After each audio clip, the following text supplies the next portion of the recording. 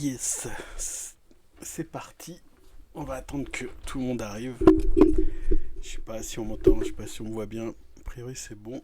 Et j'attends que les gens soient là. Touloulou, le trotskisme après Trotsky. J'ai même sorti la fiche Wikipédia de Cliff. Et donc j'attends l'heure exacte pour commencer. S'il y en a qui veulent papoter avant, faut pas hésiter.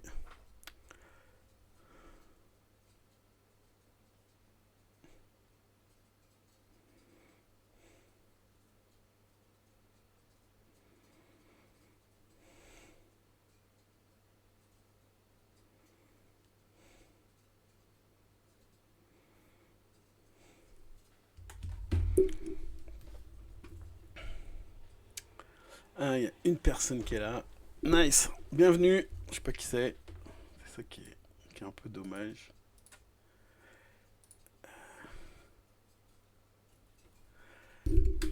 Donc on commence à 30 et donc l'idée, je me le répéterai, hein, mais c'est de commencer à lire ce texte qui s'appelle Le trotskisme après Trotsky de Tony Cliff. Donc je vais écrire des notes à côté, normalement on les voit un peu, et juste essayer d'expliquer en fait ce texte-là, le contexte notamment pour parler de Tony Cliff.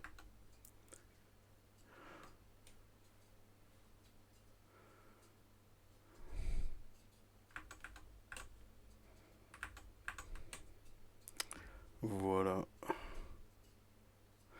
Donc je sais pas si c'est bon au niveau du son. Salut Fabio, ça va?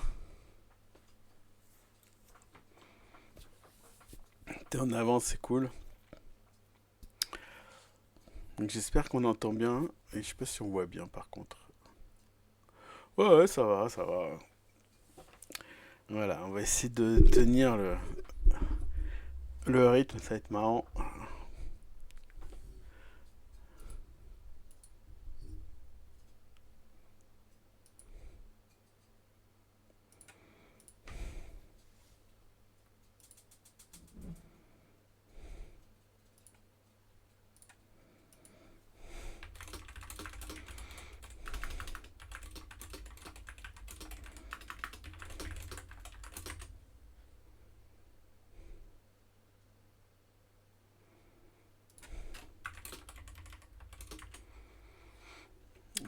Alors,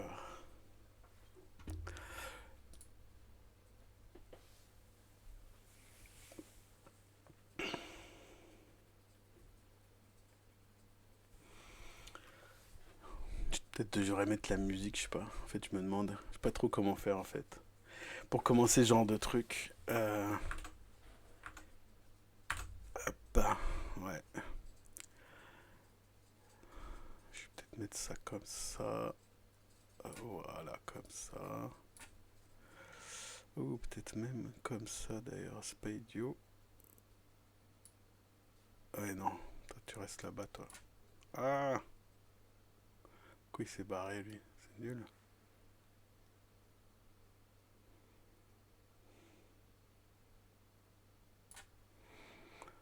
Nice, c'est bon. Et du coup, lui, si je veux pas tout changer, c'est bon ou pas? Hmm. Bon, on verra. Ok.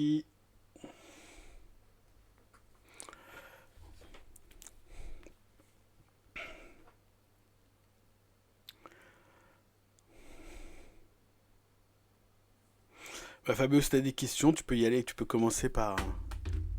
Si t'as des trucs à poser comme question, n'hésite pas.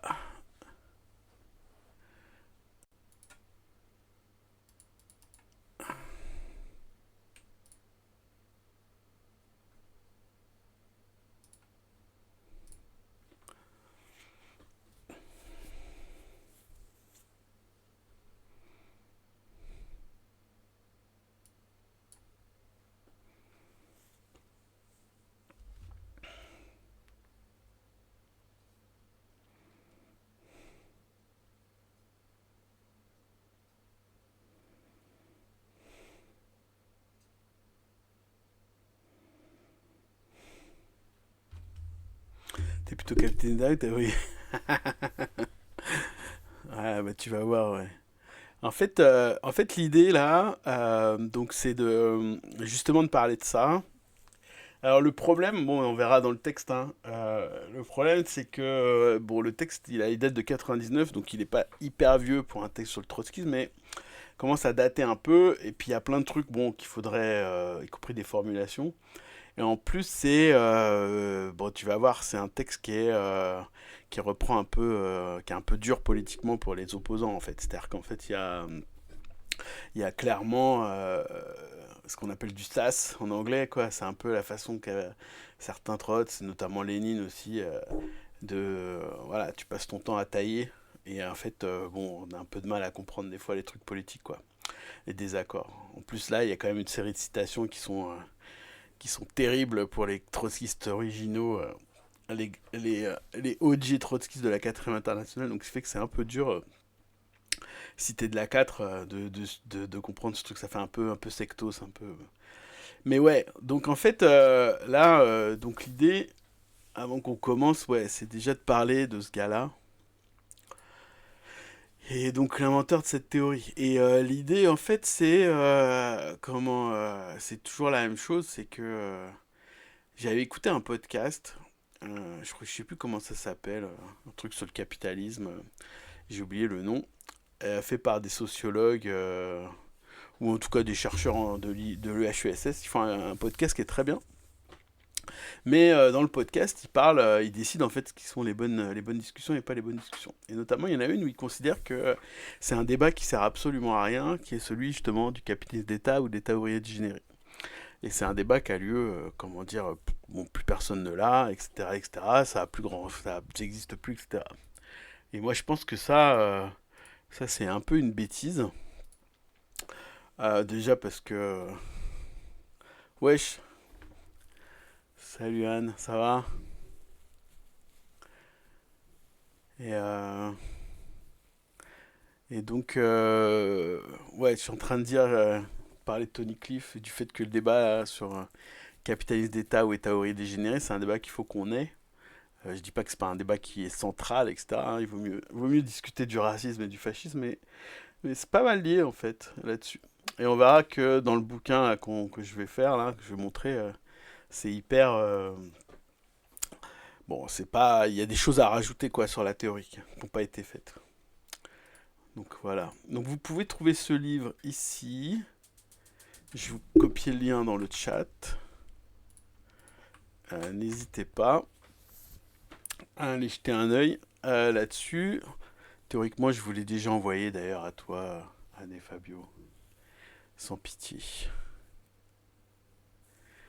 Donc là, il y a quelques personnes qui commencent à arriver. On est trois. J'attends encore 5 minutes, on va dire. Et je me lance dans le vif du sujet. N'hésitez pas à dire si le format va pas, etc., etc. Donc c'est le premier stream de cette chaîne. Et l'idée, c'est déjà en fave. Et donc l'idée de cette chaîne, ouais, c'est... en tout cas, le jeudi soir, c'est prévu de lire le format, c'est lire un texte, pas très long, un bout de texte, ou en tout cas, et de le commenter avec ce que je sais, moi. Donc forcément, des fois, je sais pas tout. Des fois, j'ai pas de réponse, puis des fois, je suis pas d'accord. Et l'idée, c'est d'essayer de faire ça régulièrement pour qu'on ait l'habitude de discuter. Alors là, j'ai fait les théories trotskistes, on va dire obscures, mais évidemment, je pense qu'on peut avoir des recommandations et on peut avoir d'autres choses, hein, avec d'autres textes. Je pense qu'il faudra nécessairement faire d'autres textes, quoi, les trucs. Bon, mais l'idée, ça reste quand même de faire des trucs un peu théoriques sous ce format-là, à voir si c'est bien, à voir si c'est pas bien. Je sais pas si ça intéresse tout le monde, donc on verra. Et, et comme je disais, j'attends 35 pour démarrer vraiment. Voilà, sachant que les streams, il faut pas attendre les gens. Il faut démarrer puis prendre en cours de route. Du coup, ce que je vais essayer de faire, c'est de lire le texte qu'on va lire, avec une petite intro vite fait là. Et ensuite, je vais mettre des notes à droite là. Donc je sais pas si on voit bien les notes, j'espère que oui. Je vois pas bien mon stream à moi. Alors où est-ce qu'il est? Où est-ce qu'il est ce stream? Il est là. Est-ce qu'on voit les notes? Ouais, je crois qu'on voit quand même pas mal les notes. J'ai mis en police 40, donc ça devrait être bon. Ok, donc encore 2 petites minutes.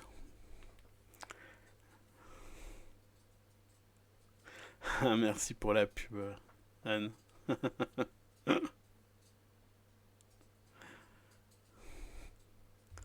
Super.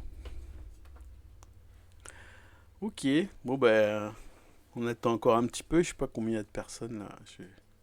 Je vais vérifier combien il y a de viewers. Que 3 pour l'instant, ouais. En même temps, bon, c'est pendant les vacances. Puis sur du long terme. Et puis de toute façon, ouais, pour info, c'est enregistré. Donc du coup, il y aura le replay sur la chaîne YouTube qui a le même nom, qui s'appelle aussi Geek Dad pour la chaîne YouTube. Faut pas hésiter à y aller. Machin. Sur YouTube, il y aura des replays. Et donc, et sur la chaîne, il y aura aussi, je vais faire des jeux vidéo et des maths. Donc, l'idée, c'est de faire des trucs un peu geek, notamment de maths et pas juste de Trotsky. Ok, donc on va attaquer là-dessus. J'espère que tout le monde entend bien. Donc mon idée ici aujourd'hui, c'était de parler de Tony Cliff. Donc Tony Cliff, c'est donc son vrai nom, c'est Yigal Gluckstein. Hein. Il est né en Palestine en 1917. Donc il était avant même, euh, avant même le mandat britannique. Il était encore sous le mandat quand il est né, en tout cas le mandat ottoman. Et donc c'est un militant trotskiste qui a fait quasiment de la politique toute sa vie, qui a en fait il s'est fait mettre en prison par l'État anglais pour trotskisme. Donc il a fait plein de choses, hein. Il avait été dans des groupes sionistes, après il a arrêté, il a rompu avec le sionisme dans les années 30, et il s'est fait arrêter donc dans les années 40 par les Anglais, et il s'est fait déporter en Irlande, et après il a eu l'occasion de revenir en Angleterre. Et en Angleterre, donc en 47, et comme il n'a jamais eu la nationalité anglaise, et il n'a jamais eu non plus de passeport parce qu'il n'avait pas de nationalité, en fait, c'est quelqu'un qui était apatride. Un des rares apatrides, un peu comme, comment il s'appelle, Yasser Arafat, qui était apatride pendant longtemps. Bref, et en fait, bon là, il y a sa bio, vous pouvez la regarder, c'est pas hyper intéressant, mais grosso modo, il a fondé un mouvement qui s'appelle le Socialist Workers' Party. D'abord, ça s'appelait International Socialist, et le Socialist Workers' Party, ce Socialist Workers' Party existe toujours à l'heure actuelle, qui est donc un des partis trotskistes anglais. Et une des raisons pour laquelle il a fondé les International Socialistes, ça a été parce que ça a sorti en fait de la 4e internationale concernant un débat, et ce débat c'est celui de la nature des pays en URSS, les pays russes. Donc il faut se rappeler, on est donc à la fin des années 40, début des années 50, et donc il y a encore même Staline est mort en 53. Et il y a les deux blocs, et un bloc représente, si on écoute le parti communiste, les partis communistes notamment anglais mais aussi français, c'est un des blocs qui est ouvrier, qui défend le communisme véritable, etc., etc., avec deux trois évidemment critiques de la part notamment des trotskistes, même plus que deux trois d'ailleurs. Hein. Trotsky disait qu'il y a une rivière de sang qui sépare Staline du trotskisme. Mais bon, néanmoins, il y avait cet état de fait, et donc il sort une théorie où il considère qu'en fait, il y avait, comment dire, deux camps, mais un seul système. Donc il considère là-dessus. Est-ce que vous êtes adhérent de International Socialiste, 4e International? Alors, j'étais adhérent de l'International Socialiste, Tendency, l'IST. J'étais même membre d'ailleurs de son groupe en France pendant des années. Et maintenant, je suis membre de la 4e Internationale. D'ailleurs, il y a son congrès et vous êtes tout à fait les bienvenus. Je crois que la réunion, c'est dimanche prochain, dimanche 5 janvier, puisqu'il y a le congrès mondial de la 4e Internationale et ça promet d'être rigolo. Voilà. Donc justement, on va parler maintenant de la 4e Internationale. Alors, du coup, Bah vite fait, donc j'ai vite fait la bio de Tony Cliff. Donc Tony Cliff, fondateur du Socialist Worker Party, il sera à la direction, je crois, jusqu'à sa mort. Et il est mort il y a 24 ans, en 2000. Donc moi je l'ai rencontré en vrai avant sa mort à Marxism, justement, à ce truc-là. Là. Donc pas en 86, non, faut pas déconner, mais quand est-ce que je l'ai rencontré en 96. Dans mon souvenir, c'était ça, la fois où j'ai parlé 2 minutes avec lui. Ok, let's go. On attaque. Donc l'idée c'est de parler de ce livre, le trotskisme après Trotsky. Et donc carrément, hein, il n'hésite pas du tout dans ce livre. Ce livre il est écrit en 99, donc juste avant sa mort. Et c'est un espèce de bilan général euh, à 21 ans. Et du coup, salut Émilie, j'espère que ça va. Donc il a écrit ce texte juste avant sa mort, et ça c'était la version traduite. Alors je sais pas qui a traduit, parce que les traductions sont pas toujours tip top, mais bon, voilà. Alors ça a quand même un texte qui, même s'il est de 99, il est un peu vieux, vous allez voir, le style est un peu typique malheureusement du SWP. Il y a beaucoup de vannes, il y a beaucoup de critiques, il y a des fois des hommes de paille, donc il va falloir être un peu plus, c'est quoi le terme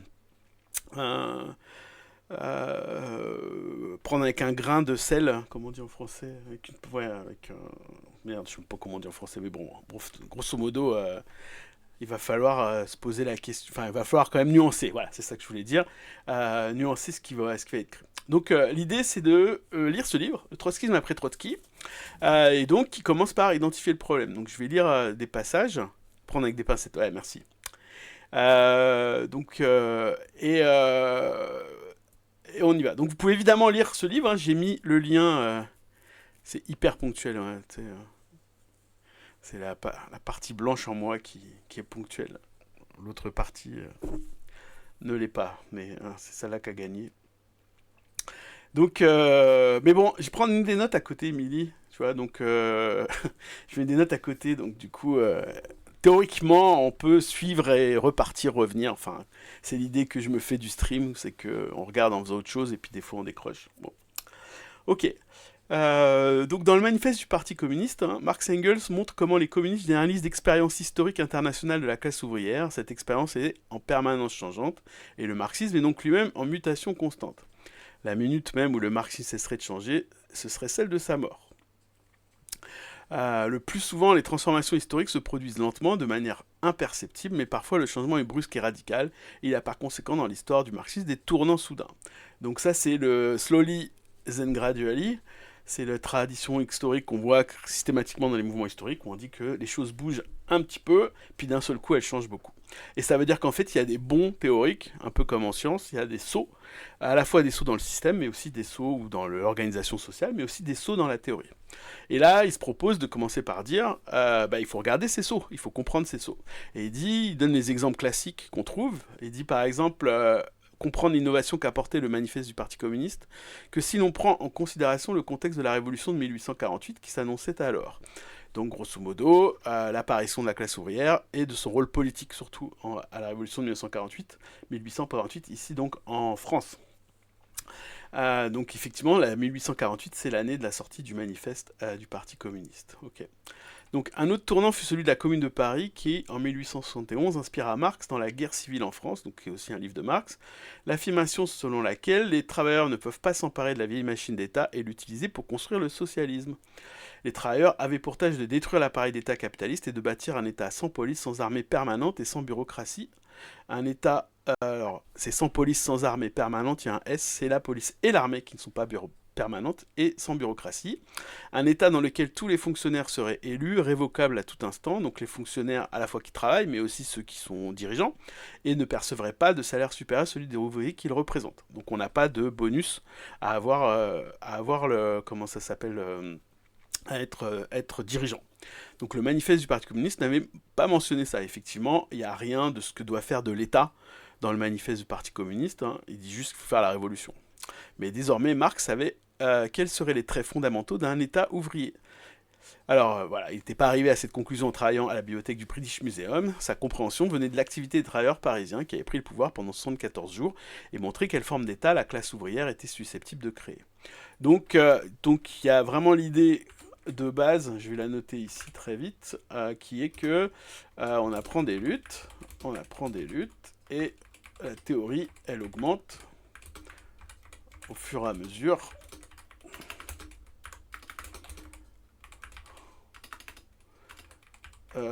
des explosions sociales.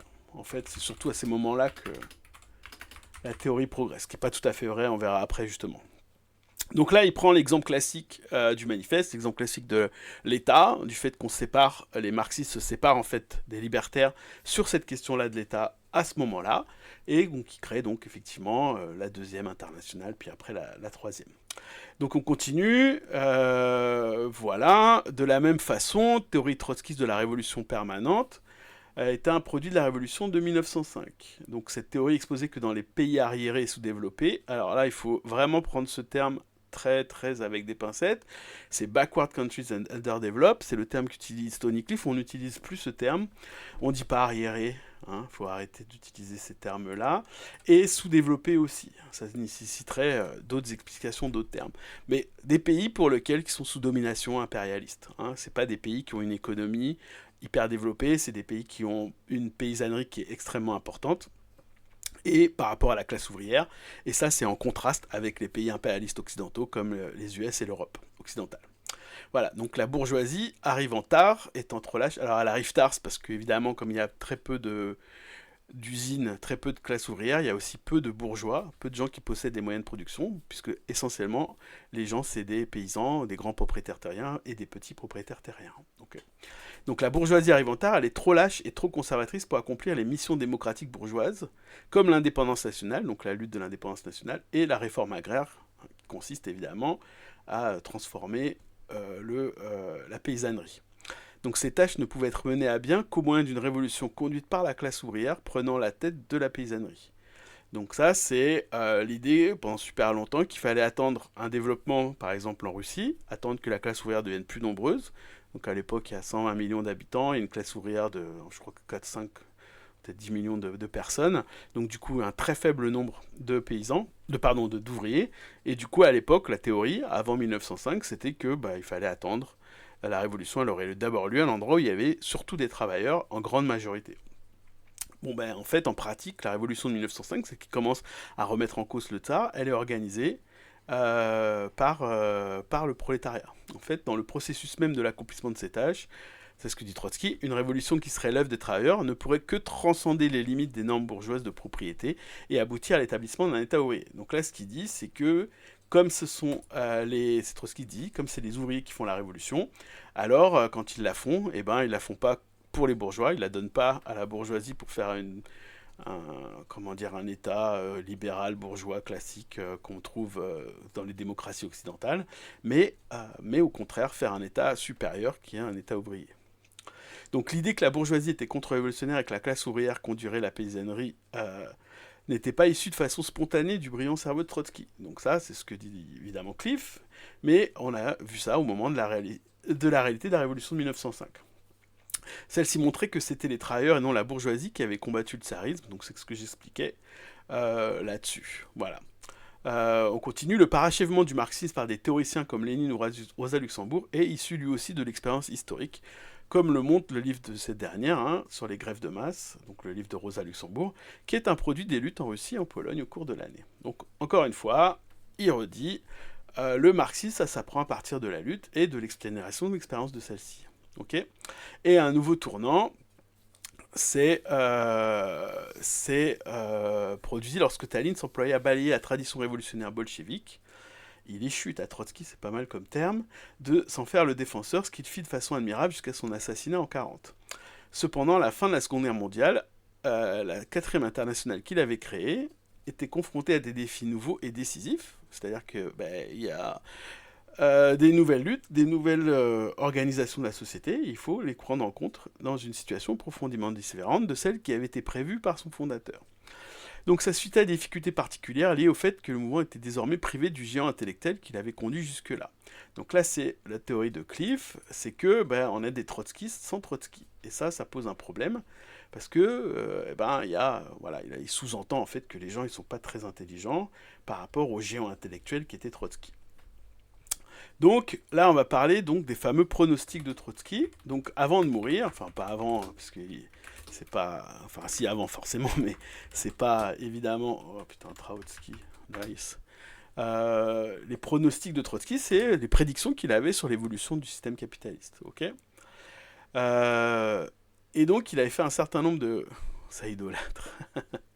Ouais, un peu, ouais. Tu verras un peu. En fait, justement, tiens, c'est un très bon exemple ce que tu dis, Émilie. C'est qu'en fait, les gens de l'AST, là, donc de Cliff, etc., ils sont considérés pas comme des trotskistes, parce qu'ils renient l'héritage de Trotsky. Et du coup, ça les énerve beaucoup, parce qu'ils se considèrent comme trotskistes. Et donc, régulièrement, Tony Cliff, il rend hommage à Trotsky, il barre de Trotsky, et il répète inlassablement nous sommes des trotskistes. Okay, donc ça explique un peu le fait qu'il torde le bâton là-dessus. Après, tu vas voir, après, t'en fais pas, il va pas idolâtrer ceux qui font le trotskisme. Paul le Poulpe. Ouais, tu vas voir, regarde. A priori, c'était pas terrible ces pronostics à Trotsky. Donc, on va les voir justement. Donc, il en a fait 4. Enfin, un certain nombre. Donc, et là, on en parle de 4. Donc, évidemment, il prend celles qui n'ont pas marché. Hein. Les codes soviétiques. Ok, alors qu'est-ce qu'il avait prédit Trotsky? Alors, les prédictions de Trotsky, c'est il avait prévu que le régime stalinien ne survivrait pas à la guerre. Ok. Donc là, vous avez des citations, et c'est intéressant, je vais juste les vite faire en parler. Dans son article du 1er février 1935, donc, il parle de... Donc l'article, c'est l'État ouvrier termineur et le bonapartisme. Je vais expliquer pourquoi il appelle ça comme ça. Trotsky proclamait que le stalinisme, en tant que forme de bonapartisme, ne pourrait pas se maintenir. Une sphère en équilibre au sommet d'une pyramide doit nécessairement rouler d'un côté ou de l'autre. La conséquence en était l'effondrement inévitable du régime stalinien. Alors, pourquoi ça s'appelle État ouvrier, termineur et bonapartisme? En fait, c'est la base, on verra plus tard, de la théorie de Trotsky sur l'État ouvrier dégénéré. C'est qu'il considère que Staline, et donc la contre-révolution, en tout cas la prise du pouvoir par Staline sur la Russie, c'est une forme de bonapartisme et que Staline a fait un thermidor. Ok? Oui, on arrive à Mandel. Hein. T'en fais pas, il y a plein de citations de Mandel, Fabio. Juste après, un peu plus bas, tu verras. Donc, État ouvrier, termineur et bonapartisme. Et donc, en fait, il va utiliser l'analogie de la Révolution française. Donc, la Révolution française, c'est une révolution bourgeoise. Donc, on met au pouvoir la bourgeoisie capitaliste et plus l'aristocratie. Et à un moment donné, il y a Bonaparte qui devient empereur. Donc, on a l'impression d'un retour en arrière. Et pour les marxistes, en fait, c'est pas un retour en arrière, c'est une consolidation de ce qui était avant. Donc le thermidor de Bonaparte, c'est une consolidation de l'État, et en l'occurrence ici l'État capitaliste pour la Révolution française, sous une autre forme, on va dire ça. Donc on oublie les trucs de république, etc., ça devient un empire, mais grosso modo, on maintient la structure de bourgeoisie capitaliste. Et donc, Trotsky va dire, c'est la même chose, c'est la même analogie, c'est que sous une autre forme, Staline va créer en fait un État ouvrier dégénéré, et il va donc devenir un bonapartiste de cet État ouvrier. Alors le problème, c'est que bonapartiste, c'est un terme qui est utilisé dans plein de trucs dans le trotskisme, pour décrire en fait juste quelque chose qui est autoritaire. Et c'est pas très très bien défini. Là, la théorie, elle est pas terrible. Vous verrez, c'est beaucoup, par exemple, révolution permanente. Les camarades de Révolution permanente, ils utilisent beaucoup ce terme pour parler notamment, à la place du fascisme, ils parlent pas mal du bonapartisme. Ok, bon, on en reviendra une prochaine fois, je pense. Donc, la sphère au-dessus de la pyramide, elle tombe à droite ou à gauche. Hein. Le dénouement pouvait être la restauration du capitalisme. Hein. Donc c'est ça qui est dit. Dans le cas d'une guerre prolongée accompagnée de la passivité du prolétariat mondial, les contradictions sociales internes à l'URSS non seulement pourraient, mais devraient mener à une contre-révolution bonapartiste bourgeoise. Donc là, cette fois, contre-révolution, elle est toujours bonapartiste parce qu'elle est dictatrice, mais cette fois, elle est bonapartiste bourgeoise. Vous voyez que ce terme-là, il est employé 2 fois pour dire 2 choses qui sont très très différentes. Ok, donc je vais pas insister. En 1936, il y avait un autre scénario. L'URSS ne pourra émerger de la guerre sans défaite qu'à une condition, c'est qu'elle soit assistée par la révolution à l'Est ou à l'Ouest. Mais la révolution internationale, le seul moyen de sauver l'URSS, serait en même temps un coup mortel pour la bureaucratie soviétique. Donc là, il dit que si jamais il y a la révolution à l'Est, c'est-à-dire en Chine, au Japon par exemple, ou à l'Ouest, c'est-à-dire dans les pays européens, et donc là on est en 36, hein, donc la seule révolution qu'il peut y avoir c'est en Espagne et peut-être en France, ce serait un coup mortel pour la Russie, évidemment. Mais quel que soit l'angle dans lequel on se place, il est clair que Trotsky était convaincu de l'instabilité du régime stalinien, au point qu'en 1939, hein, le 25 septembre, hein, donc c'est la guerre déjà, l'URSS dans la guerre, il écrivait que considérer le régime russe comme un système de classe stable aboutirait à nous mettre dans une situation ridicule parce qu'on était alors plus qu'à quelques années ou même quelques mois de sa chute honteuse. Voilà.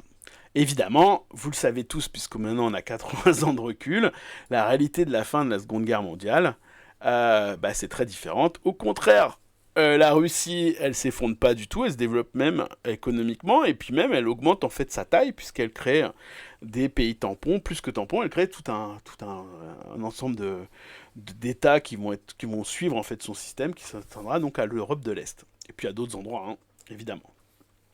Donc ça c'est la première prédiction, c'est l'URSS ne survivra pas à la guerre. Survivra pas à la guerre.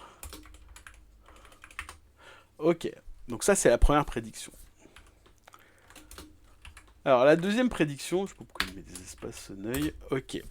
Alors, ensuite, la deuxième prédiction elle est encore plus importante, d'une certaine manière, et on va en parler aussi en lisant le bouquin.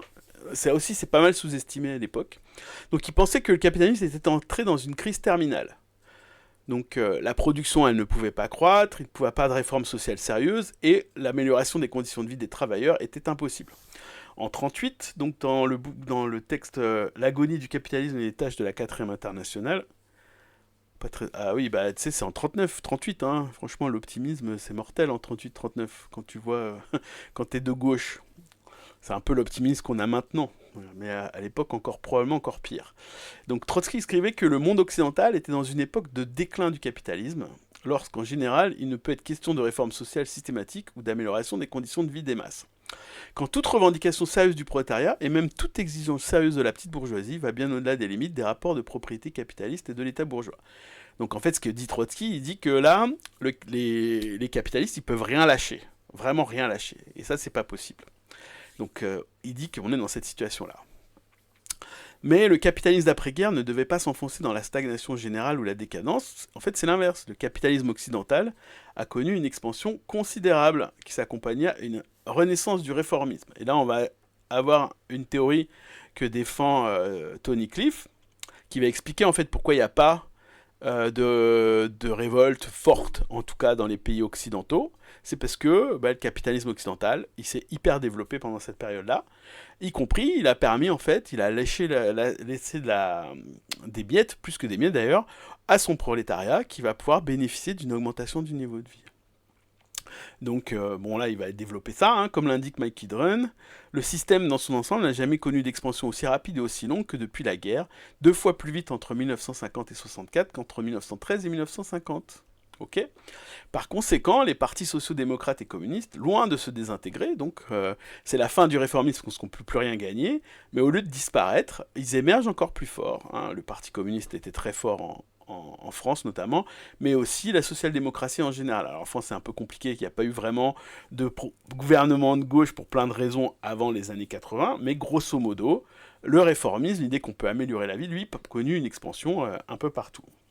Donc en Angleterre, donc là il prend des exemples, hein, du gouvernement historique Attlee à la fin de la Seconde Guerre mondiale, qui a fait plein de réformes. Je lis pas, je vais assez vite là-dessus parce que c'est la même chose, notamment qu'il n'y avait plus du tout de chômage dans les années 50, et il y a eu la création de la Sécu. Donc vous notez en fait le parallèle qu'il y a avec l'âge d'or en fait du réformisme français qui était le Conseil national de résistance avec toutes ces réformes, notamment la sécurité sociale, la retraite, etc. etc.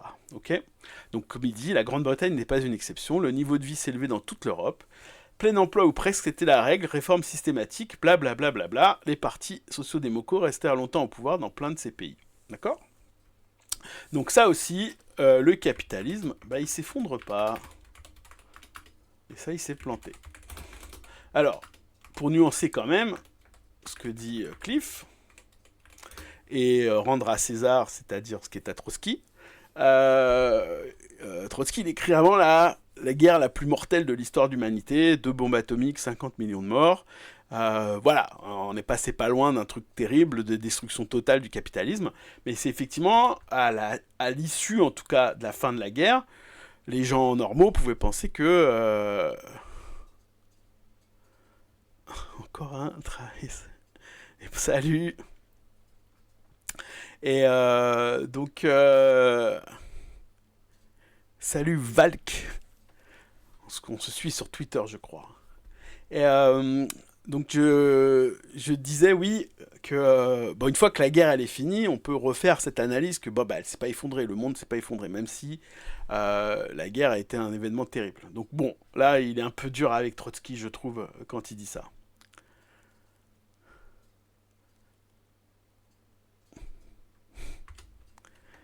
ça... Eh ben bienvenue. Donc je lis un texte et puis je résume les idées à... Alors attends, c'est par où? C'est par là. Touc, touc, touc, touc, là, ici, dans le truc. Travaillis. Voilà. Les gens se connaissent ici. On est bien. Alors j'arrive pas à voir combien de gens sont là. Eh, on a 10 personnes quand même, nice. Bienvenue à toutes et toutes. Je sais pas si vous êtes dans le coin.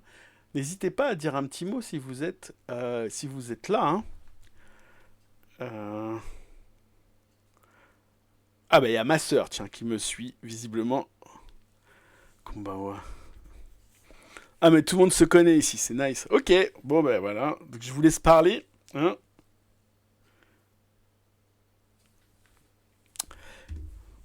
Donc je vais continuer. Donc le capitalisme ne s'effondre pas.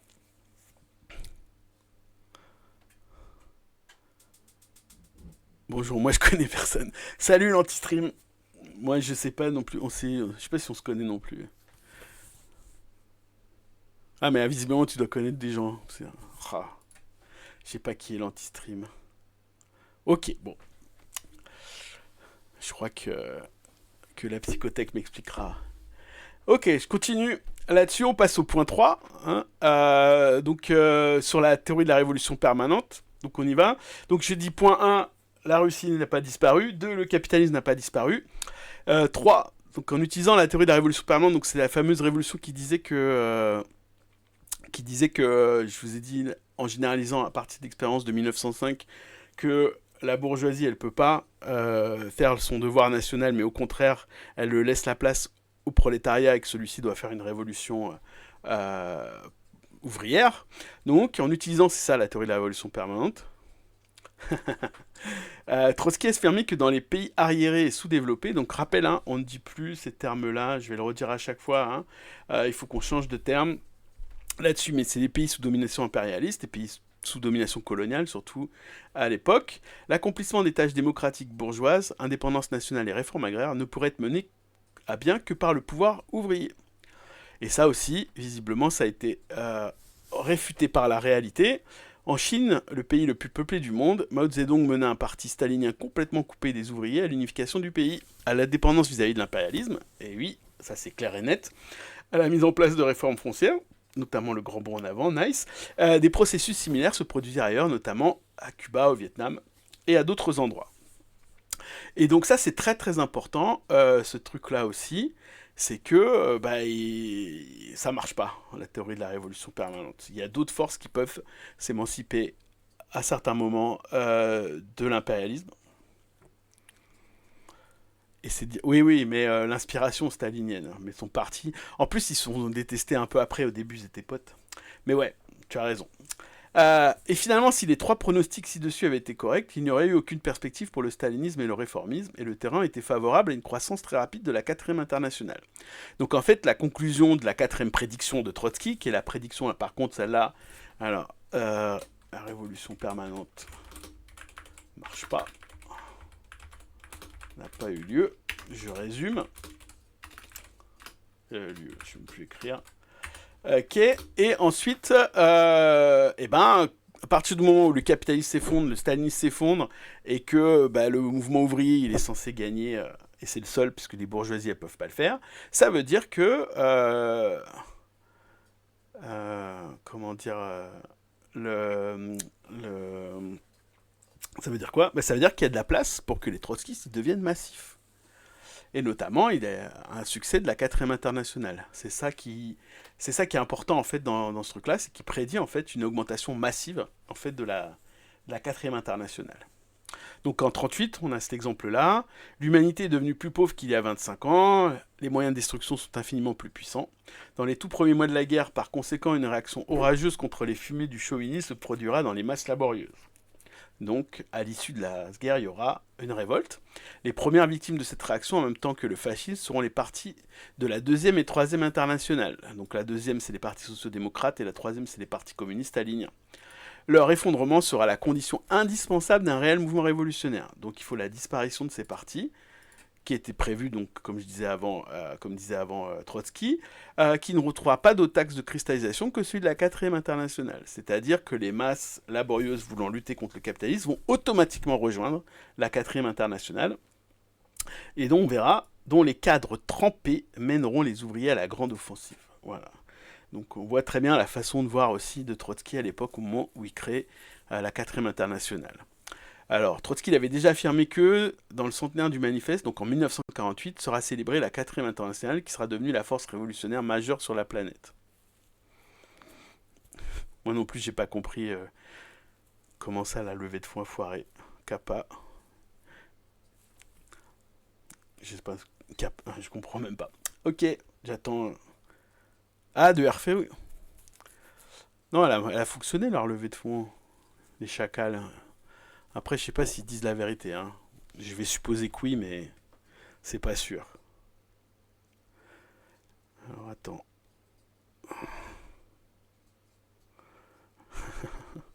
Le moment Kronstadt. Ok.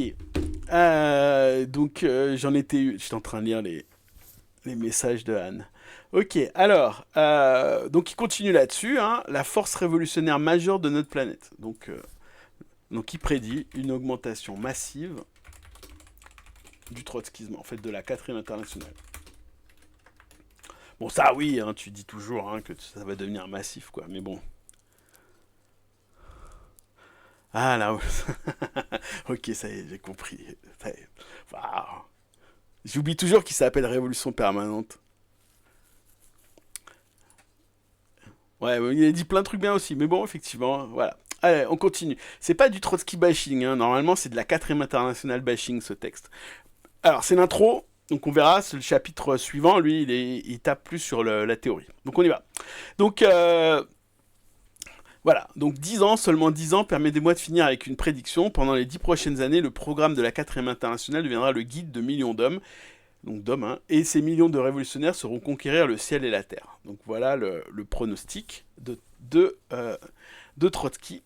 Des commentaires répétés sur le même thème confirment que ces affirmations sur la rapide victoire de la 4e internationale n'étaient pas des remarques fortuites, mais bien une constante jusqu'à sa mort.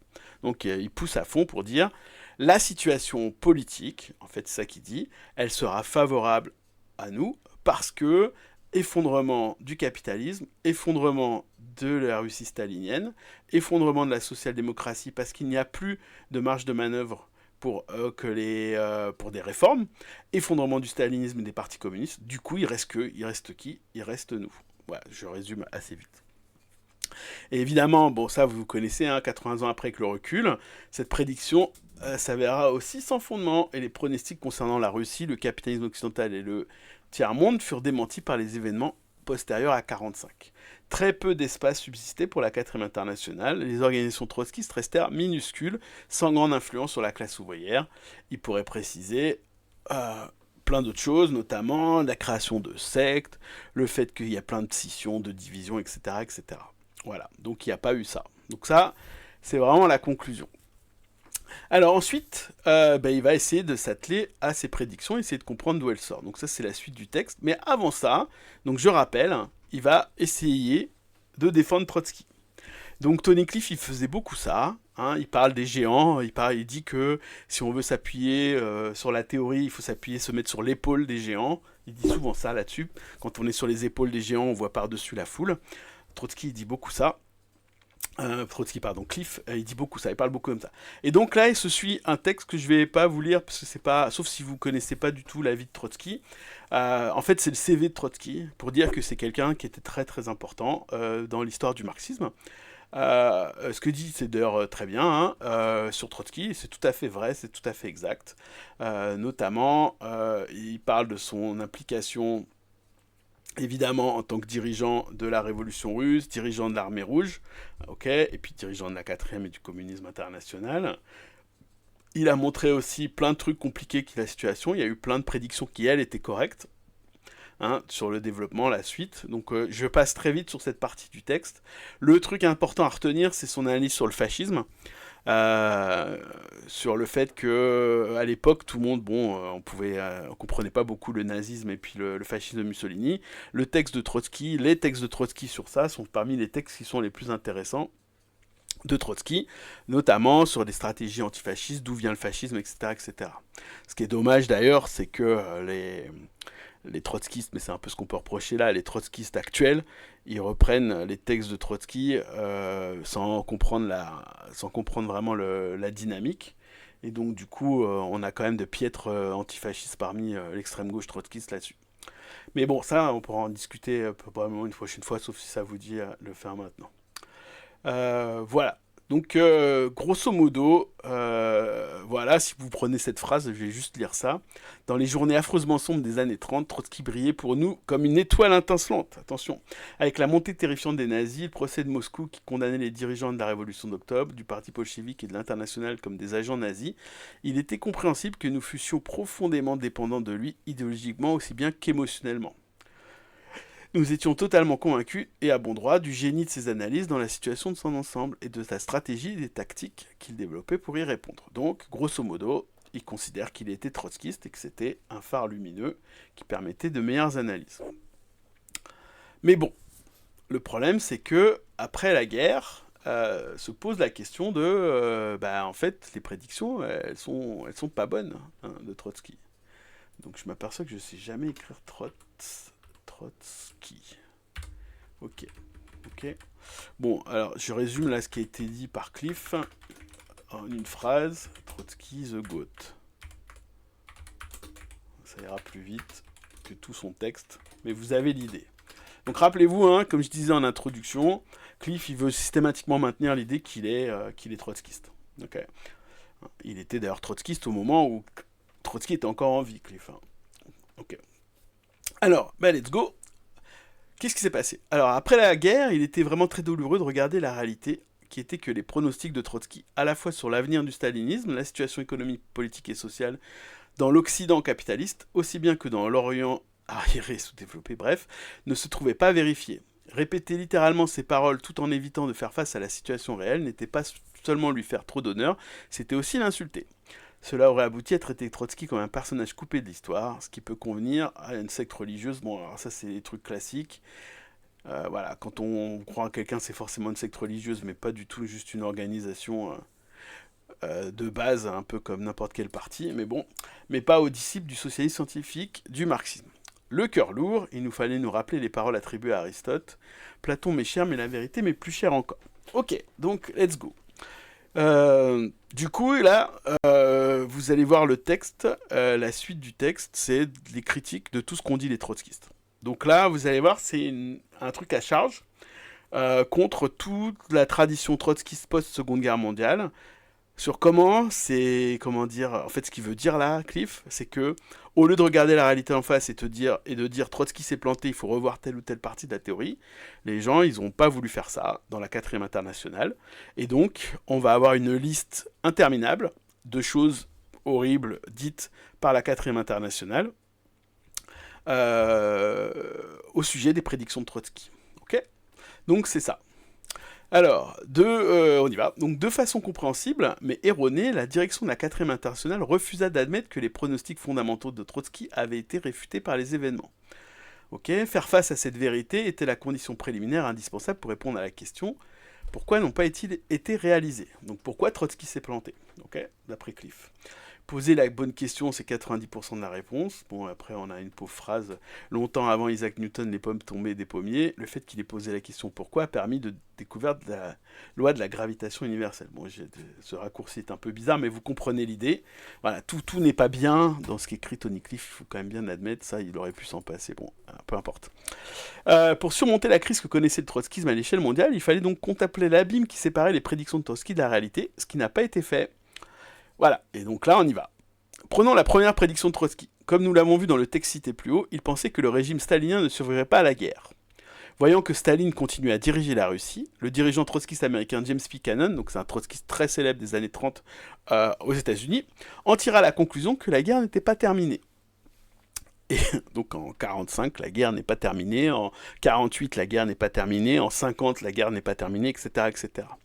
Donc le texte de James Cannon, il dit « Trotsky prédisait que le sort de l'Union soviétique serait scellé par la guerre. Cela reste notre ferme conviction. Sauf que nous ne sommes pas d'accord avec ceux qui affirment inconsidérément que la guerre est finie. » Alors attends, je vais juste vérifier 16. 16, c'est quand qu'il écrit ça? Novembre 45, voilà. Il écrit ça en novembre 45. Donc la guerre n'est pas finie en novembre 45, pour James P. Cannon. Tout à fait, un niveau de déni absolu. Jusqu'à dire que la guerre n'est pas finie contre toute attente. Let's go. Il parlait de la guerre froide. Ouais, justement, mais la guerre et la guerre froide, c'est pas tout à fait pareil. Hein. Là, quand Bobby parle de la guerre, là, tu vas voir que il parle vraiment de la guerre, James. Alors, la guerre est seulement passée par un premier stade et on connaît un processus de regroupement et de réorganisation pour le second. La guerre n'est pas finie et la révolution dont nous avons affirmé qu'elle surgirait de la guerre n'est pas retirée à l'ordre du jour. Donc lui, il prédit encore la révolution en 45. Elle a seulement été retardée, remise à plus tard, essentiellement par manque d'un parti révolutionnaire suffisamment fort. Alors on verra ça, c'est la conclusion quasiment à tous les thèses de des trotskistes des années post-seconde guerre mondiale. À chaque fois, ce qui manque, c'est un parti révolutionnaire suffisamment fort pour tout.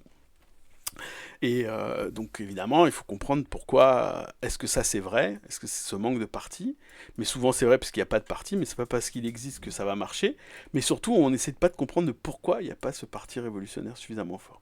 Bon, je digresse un peu, mais voilà. Donc Cliff reprend, donc le problème c'est qu'il ne sépare pas bien, ça c'est la citation, et là c'est ce que dit Cliff. Nous sommes là en présence d'un cas extrême de scolastique. Au Moyen-Âge, bon, voilà, les scolastiques débattaient sur le point de savoir si l'huile se figeait en hiver, ne faisaient pas l'expérience simple qui aurait consisté à mettre un récipient plein d'huile dans la neige et à l'observer, mais recherchaient dans Aristote une réponse à cette question. Voilà, donc là il se moque beaucoup de James P. Cannon. 11 mois après la fin de la guerre, il était clair, même pour les trotskistes les plus pourvus d'œillères, que la dictature stalinienne avait survécu aux hostilités. Néanmoins, ils persistèrent, proclamant que le régime était dans un état de grande fragilité. Ainsi, le numéro d'avril de 1946 de Force International affirmait-il. Sans crainte d'exagération, on peut dire que le Kremlin ne s'est jamais trouvé confronté à une situation aussi critique, tant à l'intérieur qu'à l'étranger, que celle qu'il connaît aujourd'hui. Donc ils prédisent toujours l'instabilité du régime soviétique. Et pour étayer cette assertion, on utilisa l'anecdote suivante. Et donc l'anecdote, alors ça aussi, c'est assez insupportable, et on retrouve ça beaucoup dans les groupes d'extrême gauche, c'est que tu utilises pour illustrer un point politique une anecdote, hein, en général vécue par un ou une personne, qui permet de généraliser de l'expérience. Et tout le monde sait que une anecdote, c'est pas des données, et il faut être un peu plus sérieux. C'est pas parce qu'on a une bonne anecdote que ça marche, quoi que ça décrit une dynamique. Ça suffit pas en tout cas. Ça par contre, souvent une anecdote suffit dans pas mal de textes pour en fait justifier après coup une analyse qu'on avait déjà développée et on va aller chercher l'anecdote qui va bien. Donc l'anecdote c'est laquelle? Il s'est produit un incident dans un meeting présidé par Kalinine, au cours duquel une femme s'est levée et lui a demandé comment il pouvait porter d'aussi beaux souliers vernis quand les masses allaient pieds nus ou en bottes de feutre. Ce qui était vraiment audacieux. Cela montre à quel point le mécontentement contre les privilèges bureaucratiques s'est développé dans les masses. Ok, donc comme je disais, bon, c'est qu'une anecdote, mais en réalité, loin de décrire l'état incertain de la Russie d'après-guerre, comme j'ai pu le faire remarquer à Ernest Mandel, membre dirigeant de la 4e internationale, lorsque je l'ai rencontré à Paris en septembre 1946, donc il fait référence, il rencontre Mandel, et il lui explique cette assertion, que cette histoire avait déjà été publiée de nombreuses années auparavant. En fait, elle se référait à un incident qui s'était produit un quart de siècle plus tôt. Donc, est-ce que ça vous rappelle des choses? On voit maintenant, hein, vous prenez une vidéo pour illustrer un truc. La vidéo, elle a pas la bonne date. Bon, ben, vous voyez, il y a déjà 80 ans, on faisait ça. Donc malgré tout, la conférence de la 4e internationale continue de proclamer que, derrière les apparences d'une puissance jamais atteinte, se dissimule en réalité une URSS et d'une bureaucratie soviétique qui sont entrées dans une phase critique de leur existence. Donc là, on est en 46. Donc le régime soviétique s'effondrera bien après. Comme vous le savez tous et toutes. Donc la prédiction faite par Trotsky d'un effondrement du stalinisme était la conséquence logique de son analyse du caractère de classe de la société russe. Si la prédiction s'avérait fausse, il y avait lieu de remettre en cause l'analyse sur laquelle elle reposait, auquel cas une nouvelle définition de la bureaucratie stalinienne devenait nécessaire. Alors là, ça mérite une explication parce que la phrase elle est un peu naze, mais grosso modo, il dit que le fait que Trotsky pense que la Russie va s'effondrer après la Seconde Guerre mondiale, ça vient du fait qu'il pense que c'est un État ouvrier, quand même si, qui a eu un thermidor bonapartiste. Et ce que dit Cliff, il dit que si la prédiction elle n'est pas bonne, c'est-à-dire que si c'est pas effondré, ça veut dire qu'il faut redéfinir ce que c'était réellement, revenir sur ce qu'était réellement la Russie stalinienne. Une façon d'approcher cette question consistait à se demander quelle était la nature de classe des pays de l'Europe de l'Est conquis par Staline, qui avait été très rapidement remodelés en réplique fidèle à la Russie elle-même. Ok, donc je vous rappelle, hein, dans la période de 45 jusqu'à, alors, je crois que c'est 47-49 le dernier, la plupart des pays qu'on appelle ex-pays de l'Est deviendront des États qui sont très très proches politiquement et d'organisation sociale, très proches de ce qu'était évidemment l'URSS. Sans que pourtant il y ait de révolution qui ait eu lieu dans ces endroits-là, alors que c'est quand même la condition de base pour avoir un État ouvrier, c'est qu'il y ait une révolution ouvrière, ce qui n'avait pas eu lieu en Pologne, en Allemagne de l'Est, en Tchécoslovaquie, en Yougoslavie, etc. etc. Donc la 4e internationale, donc Trotsky the Goat, et donc je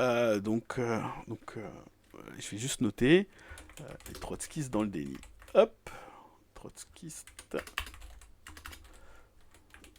dans le déni. Trotsky dans le déni. Pas la fin de la guerre. Ni de l'URSS.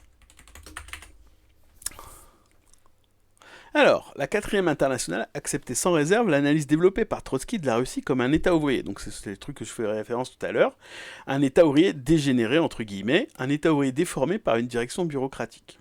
Donc ça, on aura l'occasion dans les prochains streams d'en rediscuter.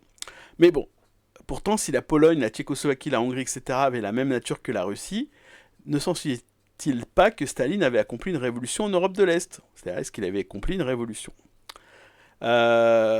en Europe de l'Est, n'était-il pas par conséquent un révolutionnaire plutôt qu'un contre-révolutionnaire? Ok. Donc en fait, en envahissant, en faisant les coups d'État comme il y a eu par exemple en Allemagne de l'Est, etc., en fait, pour pas mal de trotskistes, puisque l'État ouvrier dégénéré est quelque chose de supérieur à l'État capitaliste, et ben en fait on a amélioré le sort des gens en imposant le système d'État ouvrier dégénéré à ces pays-là. Et donc là, par exemple, Mandel affirma en septembre 1946 que toutes les démocraties populaires, y compris la Yougoslavie... Alors, pardon, je vais sauter un paragraphe, excusez-moi. Au début, pardon, oui, ça, ce point est important. Au début, les dirigeants de la 4e internationale résolurent la contradiction très simplement. Malgré les similitudes entre eux, les pays du bloc de l'Est étaient toujours capitalistes et la Russie un État ouvrier dégénéré. Okay. Alors, retenez bien ce truc-là, ça c'est toujours la position de lutte ouvrière. Lutte ouvrière considère toujours que l'URSS était un État ouvrier dégénéré, mais pas les pays du bloc de l'Est, puisqu'il n'y avait pas eu de révolution. Au moins, il y avait cette cohérence-là. Mais du coup, le régime à définir du coup de l'Europe de l'Est, notamment de l'Allemagne de l'Est, était donc a priori plus proche de l'Allemagne de l'Ouest que de l'URSS. Ce qui est quand même difficile à caser dans un seul cerveau. Mais Hello, visiblement, y arrive très bien. Alors, évidemment, la 4e internationale, elle va changer de position. Mandel affirma, donc Mandel c'est un des dirigeants de la 4, hein, j'ai oublié de le préciser, affirma en septembre 1946 que toutes les démocraties populaires, y compris la Yougoslavie, étaient des pays capitalistes. Hein, donc il commence par ça. Les staliniens n'avaient pas mené à bien une révolution en Europe de l'Est, mais une contre-révolution. Pour ne citer que ce qu'il écrivit sur la Yougoslavie et l'Albanie, hein, par exemple. Dans ces deux pays, la bureaucratie soviétique n'a pas eu besoin de déployer une activité contre-révolutionnaire consistante. Les staliniens locaux s'en sont chargés. Okay. Dans ces deux pays, les staliniens avaient construit un nouvel appareil d'État bourgeois. Okay. Donc ça, c'est l'Albanie et la Yougoslavie post-en 1946. Okay. Donc pendant 2 ans encore, la 4e internationale observa la même ligne sur l'Europe de l'Est. La résolution du second congrès mondial de la 4e internationale, tenue en avril 1948, affirma, en ce qui concernait la nature de classe des démocraties populaires, donc, dont la Yougoslavie, que ces pays conservent leur structure fondamentalement capitaliste. Ainsi, tout en maintenant une fonction et une structure bourgeoise, l'État des pays tampons représente en même temps une forme extrême de bonapartisme. Donc on revient sur cette histoire de bonapartisme. Donc on développe la théorie, ok, que les pays de l'Est sont capitalistes. Ok. Et donc bonapartistes, donc dictatoriaux pour aller plus vite, puisque c'est ça que ça recoupe en pratique. Et elle poursuit, les démocraties populaires sont des pays capitalistes comprenant des formes extrêmes de bonapartisme, des dictatures policières, etc. Par suite, la destruction du capitalisme, ne pouvant être accomplie que par l'action révolutionnaire des masses, n'était pas encore réalisée puisqu'une révolution exige la destruction violente de la machine d'État bureaucratique. Ainsi, on ne peut défendre aucun de ces États, mais on doit observer le plus strict défaitisme révolutionnaire. Voilà, donc je ne reviens pas sur cette histoire de strict défaitisme révolutionnaire, mais grosso modo, c'est des États qui sont capitalistes. Okay, donc on ne soutient pas la Yougoslavie, par exemple, et les États de l'Est, qui sont différents de l'URSS. Mais 2 mois plus tard, lorsque Tito rompit avec Staline, la 4e internationale se livra à une acrobatie. La Yougoslavie n'était plus désormais un pays capitaliste sous une dictature policière bonapartiste, mais un authentique État ouvrier. Le 1er juillet 1948, le secrétariat international de la 4e internationale publia une lettre ouverte au Parti communiste de Yougoslavie. Alors, la lettre ouverte, vous tenez entre vos mains un immense pouvoir si seulement vous persévérez sur la voie de la révolution socialiste. On parle de Tito, hein, je cite. Et on notait en conclusion la promesse d'une résistance victorieuse d'un parti révolutionnaire des travailleurs contre la machine du Kremlin. Vive la révolution socialiste yougoslave. Ok, donc là maintenant, sauf la Yougoslavie.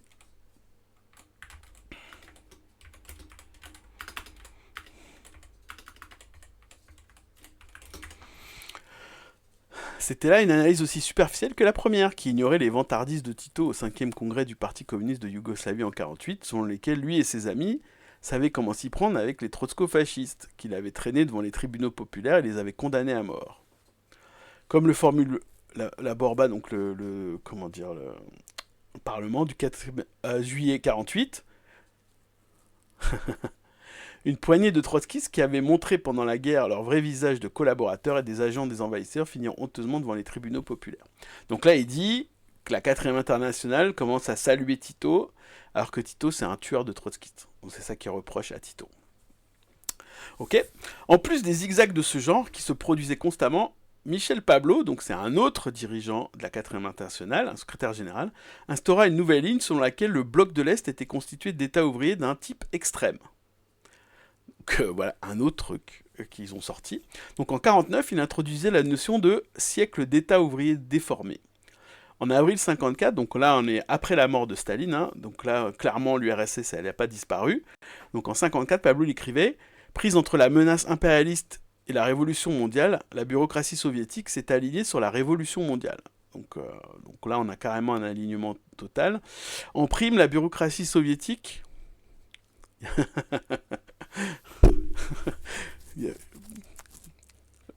En prime, la bureaucratie soviétique mettait en place de façon continue la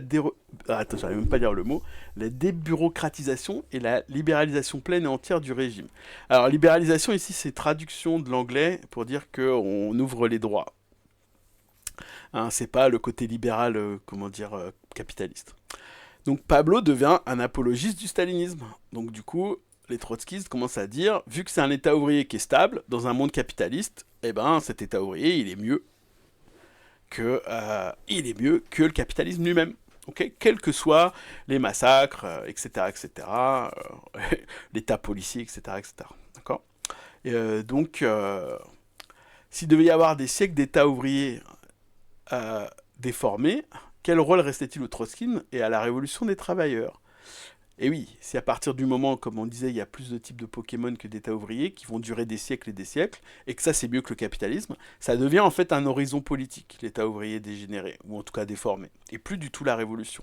Ce que dit ici Tony Cliff.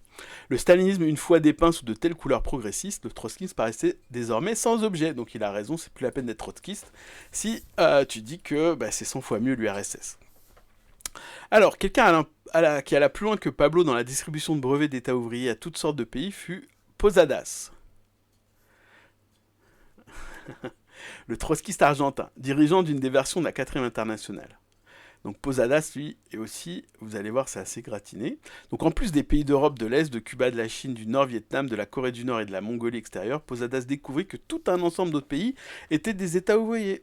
Il affirmait notamment l'international, donc en l'occurrence la 4e, doit suivre de près l'évolution d'une série de pays d'Afrique et d'Asie qui sont en train de devenir des États ouvriers comme la Syrie, l'Égypte, l'Irak, le Mali, la Guinée, le Congo-Brazzaville, etc. pour déterminer à quel moment ils passent à la nature d'État ouvrier. Voilà, donc on voit bien en fait, et ça va être la discussion qu'il y aura dans le chapitre d'après, et pourquoi c'est important, c'est que l'intervention de l'État dans l'économie, de manière générale, même si cette intervention elle est globale et quasiment complète dans tous les pays qu'il a cités, comme la Syrie, l'Égypte, etc., cette intervention transforme mécaniquement quelque chose en État ouvrier. Et en fait, c'était ça typiquement l'analyse qu'on a de l'URSS, c'est le fait que l'État contrôle tout, du coup il n'y a plus de bourgeoisie, c'est plus un État capitaliste. En fait, cette affirmation elle est fausse, et donc du coup il faut revenir sur ces questions-là, mais comme évidemment on donne un aspect supérieur à la Russie, et on s'aperçoit en fait en pratique que n'importe quel régime qui est étatique et qui contrôle une grosse partie de la production, ça devient mécaniquement un État, c'est-à-dire ouvrier dégénéré. C'est-à-dire qu'il n'y a même plus besoin de l'intervention consciente des ouvriers. Mais à quel moment Jospin devient Premier ministre, ce que je veux savoir. Tu sais qu'il était trotskiste aussi, Jospin. Il est dans la même orga que Mélenchon. Là. Alors, d'ailleurs, juste pour info, le texte il est écrit en 99. Ah oui, pardon, putain. Donc quand il a été écrit ce texte, Jospin était Premier ministre. Juste pour info. Alors, hop, je continue. Putain, envoie-moi tes vannes avant par WhatsApp. Parce que en live, j'ai du mal à les comprendre. Alors, je sais plus où je suis. Tout est lié. Ok, on y est. Alors, voilà. Donc à partir du moment où on commence à dire que l'État ouvrier c'est mieux que le capitalisme, on veut qu'il gagne. On devient un campiste. Hein, mais plus que campiste, tu vois. Donc de façon perverse, Posadas attendait avec enthousiasme l'éclatement d'une guerre atomique mondiale. Eh oui, à partir du moment où c'est un pays qui est mieux l'URSS, qu'il a la bombe atomique à partir de justement 53, il faut l'utiliser pour remplacer le capitalisme par plein d'États ouvriers dégénérés. Donc il appelait l'Union soviétique, donc Posadas, il a fait ça, à nucléariser les États-Unis. Alors nucléariser, c'est-à-dire à balancer des bombes atomiques sur les États-Unis. Une conférence extraordinaire de la 4e internationale tenue en 62 proclamait, alors accrochez-vous, parce que c'est vraiment une catastrophe, la guerre atomique est inévitable. Elle détruira peut-être la moitié de l'humanité, elle va détruire d'immenses richesses humaines, c'est très possible. La guerre atomique va provoquer un véritable enfer sur Terre. Et là, on a un mais qui est magnifique, mais cela n'empêchera pas le communisme. Le communisme est une nécessité acquise, non pas à cause des biens matériels produits, mais parce qu'il est dans la conscience des êtres humains. Quand l'humanité réagit et construit une forme communiste comme elle le fait, j'imagine donc en URSS, il n'y a pas de bombe atomique capable de détourner de ce que la conscience humaine a acquis et appris. Donc là, on est vraiment à l'inverse du matérialisme, on est vraiment dans l'opposé total du marxisme. C'est assez marrant. De ce point de vue-là. L'histoire, dans sa forme violente, spasmodique, démontre qu'il ne reste pas beaucoup de temps au capitalisme, très peu de temps. Nous pouvons dire que d'une façon consciencieuse et certaine que si les États ouvriers remplissent leur devoir historique, qui est d'aider les révolutions coloniales, donc j'imagine anticoloniales, le capitalisme n'en a plus que pour 10 ans à vivre. Ok ? C'est une déclaration audacieuse, mais elle est totalement logique. Le capitalisme n'a pas 10 ans à vivre. Si les États ouvriers soutiennent de toute leur force la révolution coloniale, donc a priori anticoloniale ici, le capitalisme n'en a pas pour 5 ans à vivre. Et la guerre atomique ne durera qu'une période très brève. La moitié de l'humanité sera éliminée, mais qu'importe, la victoire du communisme est assurée. On continue, c'est toujours la citation, camarade, hein, c'est pas ce que dit Cliff. Nous préparons à une étape dans laquelle, avant la guerre atomique, nous lutterons pour la conquête du pouvoir. Pendant la guerre atomique, nous lutterons pour le pouvoir, et nous serons au pouvoir. Et immédiatement après la guerre atomique, nous serons au pouvoir. C'est un sketch, hein, c'est fou, hein. Il n'y a pas de commencement, il y a une fin à la guerre atomique, parce que la guerre atomique signifie la révolution simultanée dans le monde entier. Non pas comme réaction en chaîne, mais simultanée. Ok, la simultanéité ne veut pas dire le même jour à la même heure. Les grands événements historiques ne se mesurent pas en heures, en jours, mais en périodes. La classe ouvrière seule se maintiendra et devra immédiatement rechercher sa cohésion et sa centralisation. Bon, on peut continuer l'agonie. Allez, lorsque la discussion aura commencé, les masses vont se lever dans tous les pays, dans un temps bref, en quelques heures. Donc, voilà. Si tu prends une bombe atomique sur la tête, tu vas te relever en quelques heures. Le capitalisme ne peut pas se défendre dans la guerre atomique, sinon en se cachant dans les caves et en essayant de détruire tout ce qu'il peut. Les masses, au contraire, devront sortir parce que c'est la seule façon de survivre et de vaincre l'ennemi. Ouais, mais c'est ouf, hein. C'est des vraies citations dans des vrais textes écrits dans des vrais congrès de la 4e internationale. Hein. L'appareil du capitalisme, la police, l'armée ne seront pas capables de résister. Il sera nécessaire d'organiser immédiatement le pouvoir des travailleurs. Ok. Donc Tony Cliff rajoute, c'est fin de la citation là, dans cette logique, ouais, t'imagines les débats de ouf. Dans cette logique, si une bombe H tombait sur Londres, les survivants d'une classe ouvrière paralysée par la peur et l'impuissance prendraient le pouvoir. Et c'est ainsi que le marxisme passe de l'état de slogan à celui de talisman. Bon, je vous épargne les critiques de Cliff, mais quelle régression idéologique, hein, le socialisme miraculeux. Donc, je pense qu'il a tout à fait raison de critiquer, comme vous pouvez être évidemment d'accord là-dessus, quoi.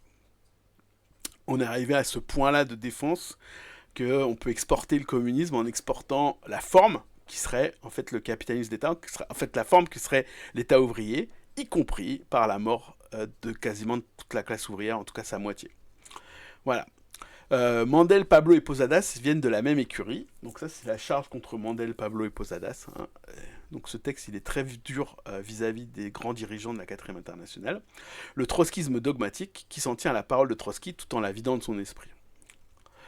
Alors, on peut continuer, on y va. Donc ça, c'était sur l'URSS, l'État ouvrier dégénéré, etc. etc. Donc je rappelle, hein, il y a plusieurs chapitres dans ce petit ouvrage. Il n'est pas très long. Donc là, on a quasiment fini le chapitre. Donc je vais finir le stream après la fin de ce chapitre. Et il y a 4 ou 5 chapitres dans cette brochure. Donc je vais peut-être remettre le lien. Je sais pas si vous avez l'historique du chat dans ce truc. Peut-être que je remette le lien. Donc je vous invite à lire. Et donc là, l'idée c'est de reprendre les points des pronostics de Trotsky qui vont pas. Je vais juste rajouter un truc. Vive la bombe atomique. CF la 4. Oh. Ah, merci Fabio. Ok. Alors, on y va. Quid du second pronostic de Trotsky concernant le sort du capitalisme mondial ?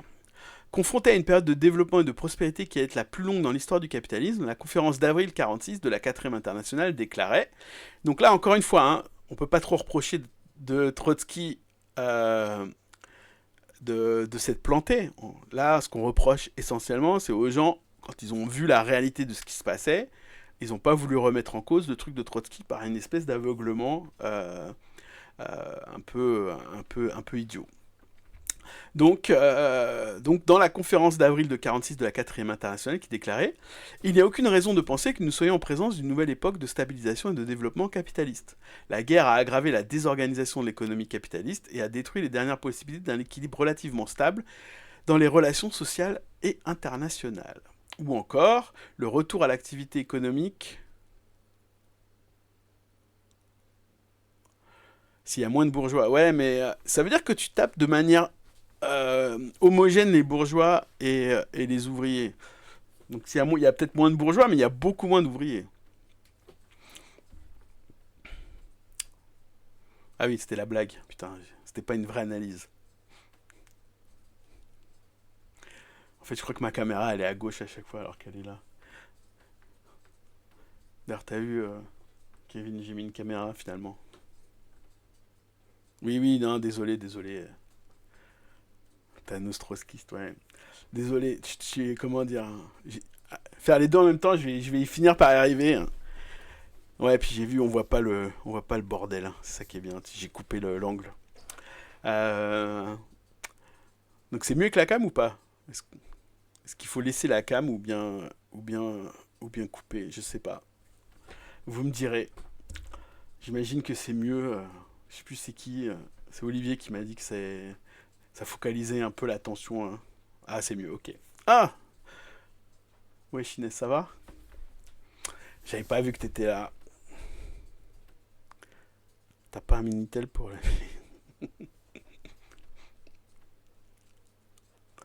Ok, parfait. Je laisse. Ok, allez, on continue. On a bientôt fini ce chapitre. Bloup, bloup, bloup, bloup, bloup. Ok, super. Euh, donc, ou encore, le retour à l'activité économique dans les pays capitalistes affaiblis par la guerre, en particulier dans les pays d'Europe continentale, sera caractérisé par un rythme très lent qui maintiendra leurs économies à des niveaux proches de la stagnation et de la récession. Il était admis que l'économie américaine va bientôt connaître un boom relatif, mais que cette période devrait être de courte durée. Les États-Unis se dirigeront ensuite vers une nouvelle crise économique qui sera plus profonde et plus grave que celle de 1929-33, et avec des répercussions bien plus destructives sur l'économie mondiale. Les perspectives pour le capitalisme britannique étaient une période prolongée de graves difficultés économiques, convulsions, etc. etc. Voilà, donc en fait, grosso modo, ce que dit comme prédiction économique que fait la quatrième, donc suit celle en fait de Trotsky, et dit, à l'issue de la guerre, à cause de la guerre, eh ben, le capitalisme va s'effondrer, et notamment, le prolétariat continuera à travailler dans des conditions bien pires. Donc il y aurait une vague révolutionnaire inévitable dans les conditions du fait de 1. La résistance du prolétariat exigeant une amélioration de ses conditions d'existence, ok, une amélioration incompatible avec les possibilités de maintien du capitalisme. Donc là c'est toujours la même idée. Les révolutions, elles ont lieu quand le prolétariat il veut absolument améliorer ses conditions d'existence, et comme c'est incompatible avec le maintien du capitalisme, il y a des clashs et des vagues révolutionnaires. Donc ça, c'est vraiment un des classiques du marxisme qui dit que mécaniquement, d'une certaine manière, quand il peut plus fournir d'amélioration des conditions d'existence à la classe ouvrière, se débute une période de lutte révolutionnaire. On pourra discuter d'ailleurs de la réalité de cette assertion. Alors, si la guerre n'a pas immédiatement provoqué en Europe un soulèvement du genre de celui que nous anticipions, donc dans les textes d'avant, hein, ils pensaient qu'il allait avoir la révolution après la Seconde Guerre mondiale, il n'est cependant pas contestable qu'elle a détruit l'équilibre du capitalisme à l'échelle mondiale, ouvrant une longue période révolutionnaire. Alors, oui et non, on verra, ça il n'en parle pas Tony Cliff, il y a une longue période décoloniale, mais elle n'est pas révolutionnaire au sens ouvrier et marxiste du terme. Donc il faut nuancer cette phrase-là. La stagnation du capitalisme mondial et le chômage de masse provoqueraient une situation générale révolutionnaire. Nous faisons face aujourd'hui à une crise mondiale qui dépasse tout ce que nous avons vu par le passé et à une montée révolutionnaire mondiale qui se développe. Il est vrai à des rythmes inégaux, mais qui exerce de plus en plus une influence réciproque d'un centre à l'autre, déterminant ainsi une perspective révolutionnaire de longue durée. Donc là, pareil, on fait référence essentiellement de la part de la 4e internationale à des crises un peu partout. À 34, je crois qu'on est en 45 ou 46. Voilà, excusez-moi. Je reviens.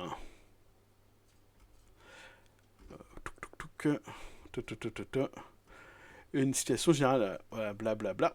En 1946, donc, la 4e internationale prédisait que la vague révolutionnaire serait beaucoup plus large et plus haute que celle qui avait suivi la Première Guerre mondiale. D'accord? Donc celle qui donnera naissance, évidemment, à la Révolution russe et la Révolution allemande et, évidemment, toute la période qui suit post-Première Guerre mondiale. Donc à la suite de la Première Guerre mondiale, le graphique de la lutte révolutionnaire était caractérisé d'abord par une montée brève et précipitée qui atteignit son pic au printemps 19, qui fut suivi par un déclin continu, qui ne fut interrompu que par la nouvelle et courte remontée en 1923. Donc là, les deux dates, après 17, c'est 19, la révolution spartakiste en 19, et 23, la révolution, presque l'insurrection allemande en 23. Donc c'est essentiellement l'Allemagne, en l'occurrence ici. Même s'il y a évidemment des grèves un peu partout en Europe, notamment avant l'arrivée du fascisme en Italie, mais aussi en France. Cette fois-ci, le graphique de la lutte révolutionnaire commence par une montée lente et hésitante, interrompue par de nombreuses oscillations ou retraites partielles, mais sa tendance générale est vers le haut. C'est bizarre cette façon de faire, donc il faut imaginer un graphe, donc j'imagine, où on voit le nombre de luttes, et on voit ça monte et ça descend, et on fait une régression, j'imagine que c'est ça. On pourrait faire des maths là-dessus, on pourrait faire un stream là-dessus, sur la prédiction du nombre de grèves. Donc l'importance de ce fait est évidente, j'aime bien aussi, ça c'est des textes de congrès, j'adore quand on écrit des textes de congrès où on dit ce genre de choses qui n'apportent rien au texte et qui est juste un argument ici d'autorité. Alors que le mouvement issu de la Première Guerre mondiale souffrait dès le début du handicap des défaites initiales, par-dessus tout en Allemagne, donc c'est la référence que je faisais à 19 et 23, le mouvement actuel au contraire souffre du fait qu'à aucun moment encore, les forces totales du prolétariat n'ont été lancées dans la bataille. Les défaites, par conséquent, sont à caractère transitoire et relatif et ne remettent pas en cause les développements ultérieurs et peuvent être neutralisées par le passage de la lutte à un stade plus avancé. Donc là, ils anticipent. Eh oui, en plus, ils anticipent. C'est-à-dire que tout ce qui va dans le sens contraire, en fait, c'est transitoire et relatif. En fait, toute cette façon d'argumenter, elle va pas. De manière générale, je pense qu'il faut... il faut vraiment se détacher. Donc pour celles et ceux qui ne savent pas, moi je suis au nouveau parti anticapitaliste et on a justement des périodes de congrès là. Et ça fait partie des choses qu'il faut arriver à casser dans les dynamiques de texte, y compris pour discuter des autres groupes comme nos anciens amis de Révolution Permanente ou du NPA. Arriver à casser toutes ces dynamiques de façon d'argumenter catastrophique. Ah non, c'est pas RP ici, désolé.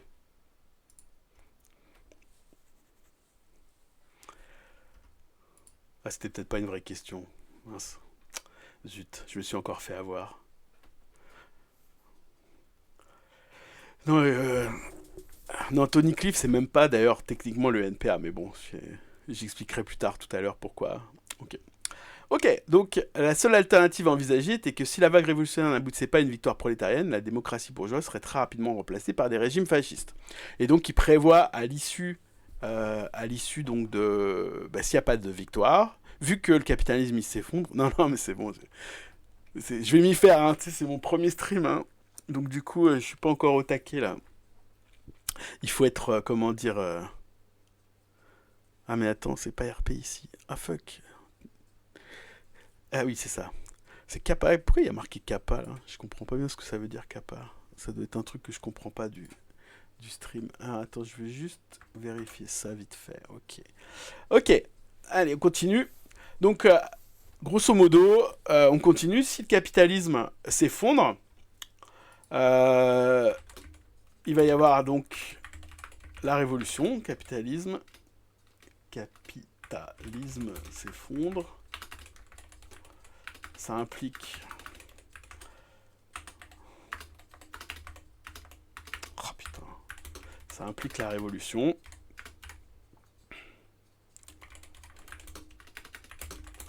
Alors, juste avant, et sinon le fascisme. Alors, indépendamment des conditions réelles qui sont analysées ici, Ah, c'est un emoji que je vois pas, Kappa. Ah, ok. Et pourquoi il s'appelle Kappa du coup? Pour marquer le second degré. Merci l'anti-stream. Maintenant je note que c'est fait pour ça. J'ai oublié le... Ah ouais, ça y est. Ok. Ouais, continuons. Du coup, ouais, juste avant, parce que bon, ce que va dire Cliff, c'est que c'était pas le cas. Le capitalisme ne va pas s'effondrer du tout. Et c'est même l'inverse. Mais même là, cette espèce de truc qui a le capitalisme entraîne la révolution et sinon le fascisme, sous cette forme-là, dit comme ça, c'est assez faux. C'est hyper mécanique. Il faut regarder les conditions. Il peut y avoir plein de formes différentes de gestion et même de qu'est-ce qu'on appelle l'effondrement. Et ça, c'est une difficulté qu'on a toujours de prédire en fait. Juste pour info, prédire le danger fasciste, on l'a fait dans les années 50. Suite aux répressions du mouvement de 68, il y a eu une prédiction que la France devenait un État fasciste dans les années 70. Et là, il y a une discussion avec l'arrivée du RN au pouvoir, de la possibilité du fascisme aussi, donc en Europe, etc., etc. Alors évidemment, les situations sont toutes différentes. Autant, rétrospectivement, il n'y avait pas de fascisme qui est arrivé, en tout cas dans les années 50 et les années 70. Autant, évidemment, là, on défend l'idée que c'est une possibilité, évidemment, en Europe actuellement, quoi.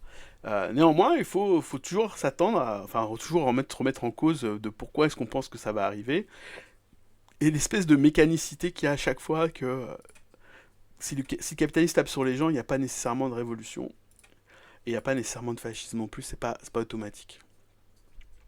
Ok, on continue. Donc là encore, on a fait donc les textes de congrès. Hein. Voilà, en ce sens, disait le danger fasciste existe sur tout le continent. Donc en 47, Mandel, donc du coup Mandel c'est le grand ennemi de Tony Cliff, hein, vous auriez bien compris, et c'est vraiment le pape du trotskisme de la 4e internationale, y compris dans le NPA, toujours maintenant. Du coup, les camarades de la 4 du NPA comprennent pas bien pourquoi j'aime pas Mandel, parce que voilà, vous allez voir pourquoi. Tout de suite. Donc qu'est-ce qu'il écrit en 47, Mandel? Il écrit que ce qui suit sont les caractéristiques du cycle de production à l'époque de la décadence. Le fascisme, c'est pas automatique, oui, tout à fait. Du capitalisme. Donc là, il décrit en fait un truc qui n'est pas en fait le capitalisme à l'issue de la Seconde Guerre mondiale. Ok. Donc, par exemple, il dit que les crises durent plus longtemps et sont plus violentes. Donc ça, enfin, c'est l'inverse, c'est un boom qui va se passer.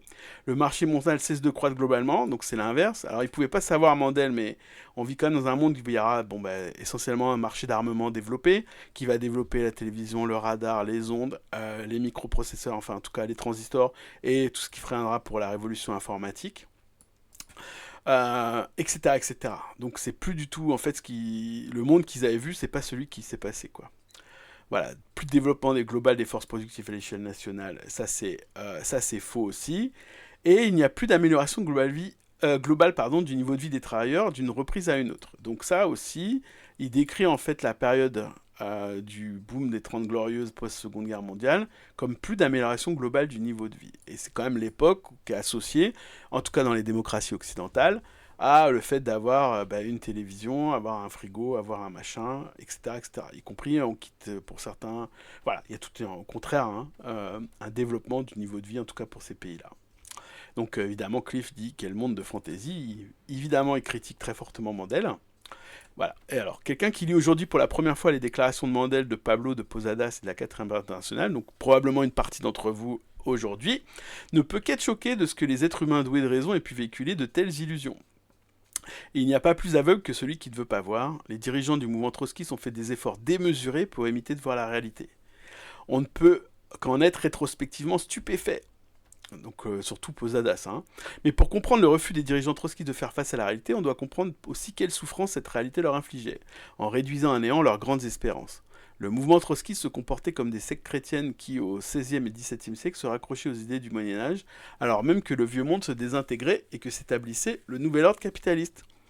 Brûler des sorcières était sans doute leur part d'acte irrationnel, était sans doute de leur part un acte irrationnel, mais il peut être expliqué rationnellement. Bon, encore une fois, c'est pas toujours très heureux ces blagues qu'il fait et ces analogies, mais bon, vous voyez bien l'idée. Même si on peut concevoir les motifs de Mandel, Pablo et Posadas, ils ne sont d'aucune façon justifiables. Pour les marxistes, la règle numéro 1, c'est que si on veut changer la réalité, il faut la comprendre. Le désarroi dans les rangs trotskistes, les zigzags, les scissions étaient des produits inévitables du refus de saisir la situation réelle dans laquelle se trouvait la classe ouvrière. Ils essayaient de s'orienter à l'aide d'une carte totalement périmée. Le trotskisme mondial s'engagea ainsi dans une impasse. La crise générale du mouvement exigeait une réévaluation profonde des perspectives de l'humanité.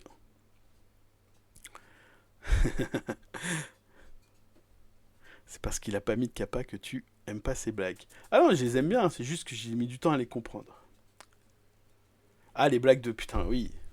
Non, je les ai bien compris. En fait, si, j'aime bien les blagues. Le problème, c'est que je fais partie maintenant des gens qui pensent que tu peux critiquer quelqu'un sans te foutre de sa gueule, notamment en politique. Oui, tu m'as eu aussi, j'ai mis du temps à piger. En fait, c'est pas facile en fait encore. Il faut que j'apprenne à naviguer entre le chat et ce que je lis. Mais ouais, je pense que ça c'est irrité. Bon, je sais pas quelles connaissances les gens qui sont ici, ils ont des groupuscules trotskistes, mais on a tendance à vanner beaucoup et c'est une grand. Il y a pas mal la punchline. Et il y a quand même un côté pour moi un peu mascu, un peu mis en avant, un peu blabla. Et c'est pas. Je pense pas qu'on devrait faire comme ça pour polémiquer politiquement. Et c'est gentil. Et on est sur, pour revenir à Cliff, on est sur là, il abuse un peu. Moi, je trouve que comparé aux sectes qui brûlent des sorcières, c'est un peu bizarre, les trotskistes. Par contre, il dit quelque chose de super important ici. euh, c'est qu'il dit que la crise du trotskisme de la 4ème internationale, ça vient en fait de ces personnes-là et du fait qu'elles n'ont pas réanalysé les 4 points des prédictions de Trotsky. Et donc ça, alors évidemment, ça implique que Tony Cliff, lui, les a bien analysés, et son groupe, il est devenu énorme, etc. Donc c'est évidemment pas le cas. Le SWP en Angleterre a connu une grosse expansion, c'est devenu un parti assez important. Mais moi là, il est en crise, hein. D'ailleurs, il est en crise parce que leur direction a couvert des violeurs, donc du coup... donc il y a en 2012. Donc du coup, bon, on voit que il y a quand même des trucs qui reviennent un peu partout, y compris parmi ceux qui ont vu la lumière après à la place de la 4ème internationale. Mais n'empêche que c'est pour moi quelque chose de très important ce que dit Cliff ici, et qu'il faut discuter avec les camarades de la CAD. N'hésitez pas à la faire quand vous voulez. Cette blague-là. Il y a combien de gens sur... J'arrive pas à voir combien on est. Hey, 14. Waouh. Nice. Ben, bienvenue à tout le monde. Hein. Je sais pas qui sont ces 14, mais super. Oui, Jimmy Cliff. On l'a déjà fait de celle-là, Jimmy Cliff. Hein. Il y avait quel autre Cliff on avait fait aussi, j'ai oublié. Alors, je continue. Ouais, et donc ça, ce point-là est très très important. Hein. Donc, grosso modo, ça explique l'échec du trotskisme. Alors, l'échec, évidemment, si tu parles aux gens de la 4, il n'y a pas eu vraiment d'échec. Hein, on a juste s'est développé, etc. Et il y a eu des hauts et des bas. En 68, on était beaucoup, puis après, on était beaucoup moins, etc. etc. Mais bon, en pratique, faut être honnête, le trotskisme en tant que courant politique marxiste à l'échelle mondiale est quelque chose qui représente quand même très peu de monde. Et donc, historiquement, c'est plutôt un échec de son développement. Malheureusement, y compris pour les gens autour de Tony Cliff. Même si sur cette partie-là, il a entièrement raison. D'ailleurs, le SWP, sur plein d'autres trucs, à part ça, où je suis d'accord, il y a des gros désaccords, notamment avec les positions sur les oppressions, etc. Ça, c'est bien un problème qu'a le SWP. Ça sera donc peut-être pour une prochaine fois. Wycliffe Jean, c'est marrant, ça avait été fait aussi. Wycliffe. Ok, on termine par le dernier paragraphe là-dessus, où il se lance des fleurs, évidemment, parce que c'est maintenant, puisqu'il dit que le trotskisme a fait de la merde, nous on a fait les choses bien. Et donc il explique que les quelques camarades qui ont fondé la tendance des International Socialists, donc c'est son courant, les IS, n'étaient pas disposés à utiliser le marxisme comme un substitut à la réalité, mais au contraire voulaient en faire l'arme permettant de maîtriser cette réalité, en toute modestie. Dans les années 46-48, nous sommes attachés à cette question très difficile. Alors donc Cliff, oui, il faisait partie de ce groupe. Il a été, j'ai expliqué au tout début du stream qu'il était expulsé en Irlande, puis après il a pu venir s'installer en Angleterre en étant apatride, donc il n'a jamais pu quitter en fait l'Angleterre à cause de ça. Et il s'est fait tège de la 4 sur cette position-là, notamment sur la question de l'URSS. Alors, nous devions être clairs sur le fait que nous étions les continuateurs d'une tradition, celle de Marx, Lénine et Trotsky, donc ça, vous avez vu qu'il insiste beaucoup là-dessus, mais que nous faisons face à des situations nouvelles. C'est à la fois une continuation et un nouveau départ. Intransigeance intellectuelle ne signifie pas dogmatisme. Oh là là, c'est beau. Appréhender une réalité changeante ne peut se faire dans l'imprécision. Notre critique du trotskisme orthodoxe était comme un retour au marxisme classique. Donc grosso modo, il dit, c'est nous les vrais trotskistes, parce que nous on fait la même méthode que Trotsky, tout en déviant en fait de la lettre de Trotsky, mais en gardant l'esprit. Donc après, il dit un truc qui est très important, et moi je pense que c'est pas mal du tout. L'argumentation qui suit, donc c'est les chapitres qu'il y aura après, n'est pas basée sur une approche rétrospective. La vision rétrospective est toujours parfaite. Nous allons voir comment trois théories se sont développées face aux événements postérieurs à la Seconde Guerre mondiale. La théorie du capitalisme d'État, de l'économie permanente d'armement et de la révolution permanente déviée. Alors, on fera les trois dans les streams, donc tous les jeudis, hein, on fera ça. La prochaine sera le capitalisme d'État, donc c'est mon grand dada, on pourra en discuter beaucoup. L'économie permanente d'armement, j'y connais un peu moins de trucs, mais c'est super intéressant pour comprendre pourquoi il n'y a pas eu de crise après la Seconde Guerre mondiale. Et la révolution permanente déviée, c'est celle où il y a le plus de critiques à faire concernant... Il y a des critiques à faire hein, sur ce que dit Cliff aussi avant, mais la révolution permanente déviée, parce que ça rejoint un truc qu'il maîtrise finalement assez mal, qui est la lutte anticoloniale et l'antiracisme, et etc., la lutte décoloniale, etc. Donc ça, c'est un truc qu'il faudra creuser, et on fera ça aussi, je le ferai dans un stream. Donc les trois domaines qu'elle comporte, la Russie, l'Europe de l'Est, les pays capitalistes avancés et le tiers-monde. Donc rappelez-vous, hein, les termes utilisés sont pas heureux du tout. Tiers-monde, avancé, arriéré, sous-développé, toutes ces choses-là, il faut déjà en plus redéfinir les termes proprement. Donc chaque question sera traitée initialement de façon séparée, ce n'est qu'ensuite qu'il sera possible d'établir des interconnexions et donc d'expliquer le schéma de développement global. C'est seulement du sommet d'une montagne que l'on peut voir comment convergent les différents chemins d'accès. Donc ça c'était la grande phrase de Tony Cliff que j'ai même lui-même entendu dire moi-même et qu'on a recensé plein de fois durant toute ma carrière de trotskiste, on va dire ça comme ça. Donc voilà pour ce stream et pour aujourd'hui sur le trotskisme après Trotsky, identifier le problème. Donc du coup, je finis mes 2 minutes avant l'heure prévue. Je finis, on peut encore discuter un peu pour celles et ceux qui veulent discuter et rester. Je suis là. Donc il y a le lien si vous voulez lire le truc. Et donc le jeudi, c'est Trotsky. Voilà, c'est ça qu'il faut retenir. 21h30 et oui j'ai compris.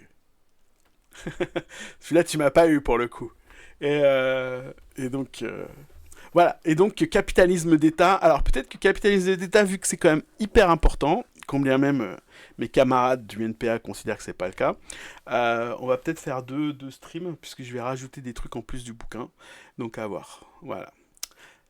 Merci ma sœur là-dessus. Et donc, la carrière de Trotsky est finie. Et oui. Ah, fini la mienne, ouais. Ah bah écoute, comment dire, je suis plus sur la fin de la carrière que sur le début, hein.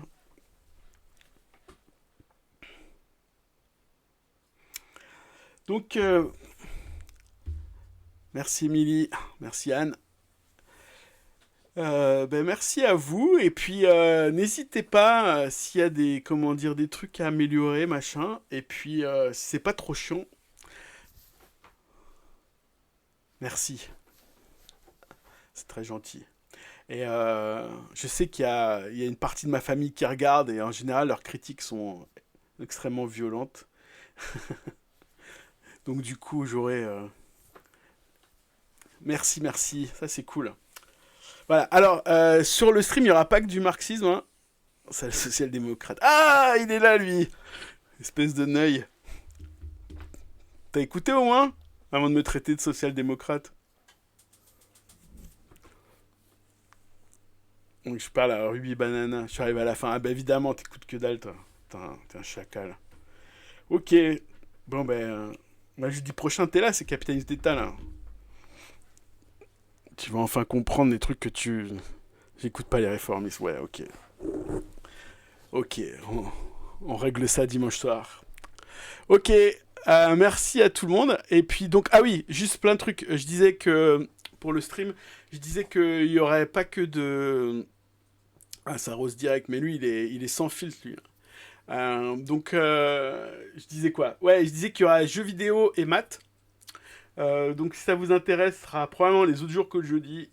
Voilà, maths, vous verrez, c'est des trucs marrants. Et jeux vidéo, bah, si vous aimez les jeux vidéo, je fais à peu près la même chose. Maths, quel niveau? Non, mais le but, c'est d'expliquer des phénomènes sociologiques avec des trucs simples de maths. C'est pas c'est pas des théorèmes, des trucs compliqués. Notamment, mon premier, ça sera, pourquoi il y a des embouteillages, des choses comme ça, c'est hyper facile à expliquer. Donc n'hésitez pas. Alors, C'est un escargot.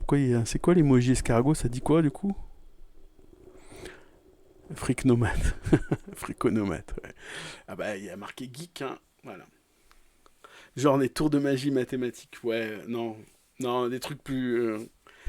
Si je fais moi, ça fait partie de mon boulot. Je fais de la modélisation. Donc avec la modélisation, on peut prouver plein de trucs rigolos et on en fera. C'est un escargot zapatiste. C'est un caracol zapatiste avec une cagoule et tout. Ok, nice.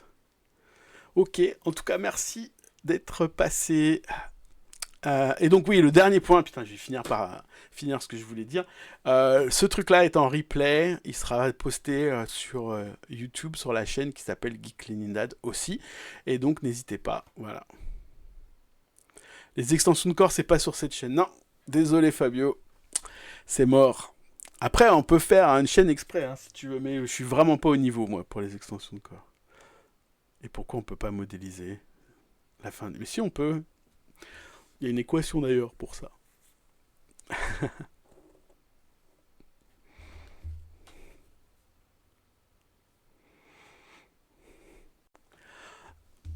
Allez, ciao tout le monde, à bientôt.